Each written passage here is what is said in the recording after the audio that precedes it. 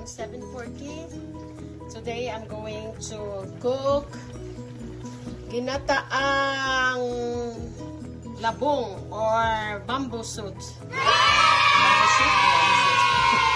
Or lagyan ng shrimp with coconut milk on bamboo soup. Or ginataang labong o labong. So lagyan ko na siyang pasayan.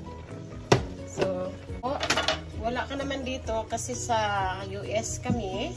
We are here in United States, so we have no bamboo. We bought bamboo shoots by can. Yan. Right now, I boiled them. So, yung bamboo shoots. Yan. Yan lang. Boil the bamboo shoots before I stir fry with the oil. Yan. Oil. And then onions.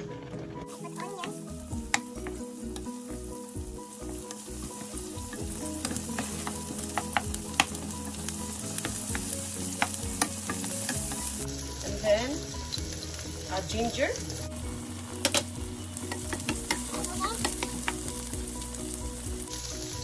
Garlic.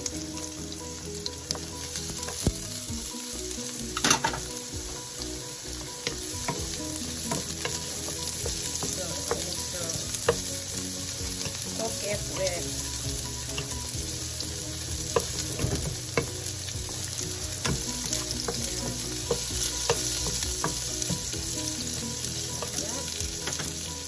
so you have to medium heat.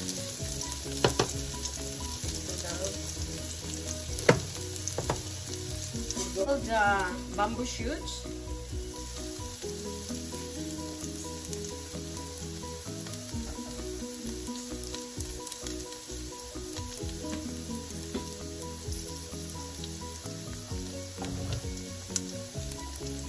So now, after I boil the bamboo shoots, it's already cooked, but you know, I put inside the compressor. I wash it and then I boil again.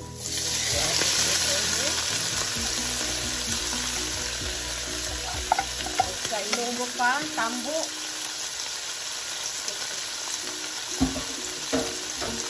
We call in Ilonggo is tambo, bamboo shoots. We call in Ilonggo is tambo, bamboo shoots.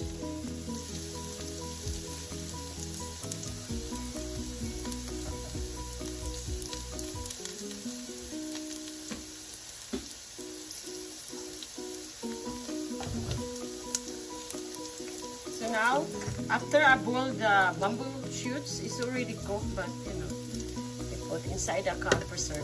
I wash it and then I boil again.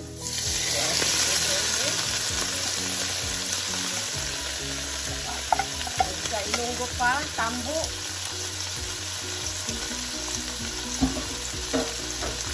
We call in Ilonggo is tambo. Shrimp powder. Powder.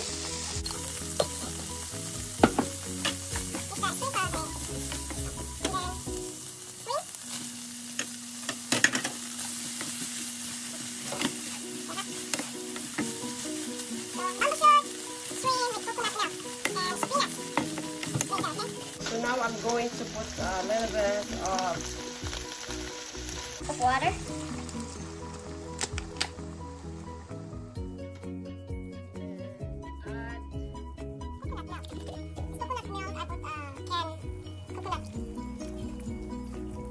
So I set the rice for later. And let simmer it or boil it, and I put sugars in there. Black pepper.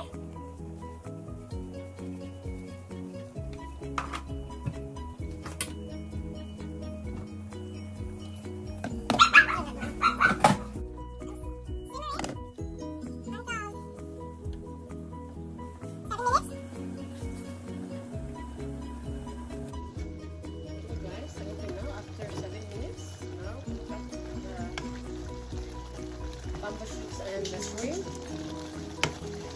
So I'm going to try dry the bamboo, making sure the bamboo is soft. Cover it.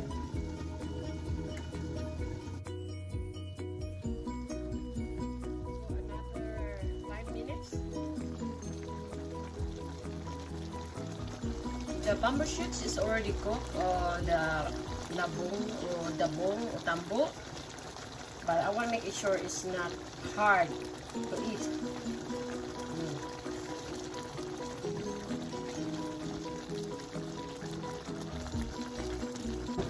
We have alugbati, spinach, 4 liters spinach.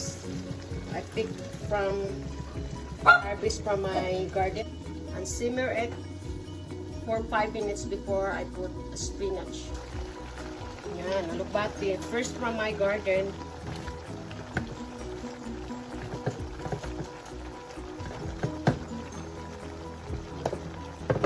So, and the last of the coconut milk.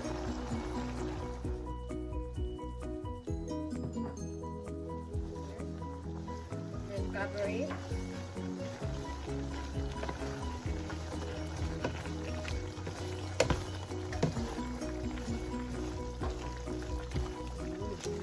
So yummy.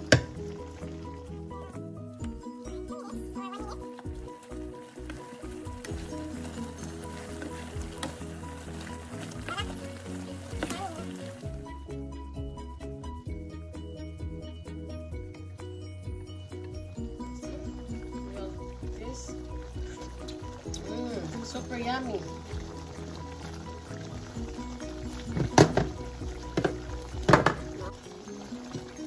The bowl or bamboo shoot with coconut.